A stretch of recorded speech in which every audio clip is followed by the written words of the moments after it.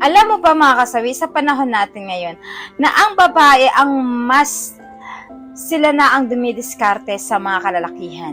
Sila yung nagpapakita ng mga motibo sa mga kalalakihan, lalo kapag ka ang lalaki ay hindi easy to get. Alam mo ba, ang babae ay mas na-challenge ito na kunin ang isang lalaki. Kaya ang mga babae ay tudo ito papansin sa mga kalalakihan na gustong-gusto nila kasi nga para makuha nila ang isang lalaki, mga kasawi. Kaya noon, ang mga kalalakihan ang nagpapapansin sa mga kababaihan. Sila yung nag-aakyat panligaw. Sila yung pumupunta sa bahay nila. Pero ngayon, mga kasawi, kabaliktaran sa ating henerasyon ngayon.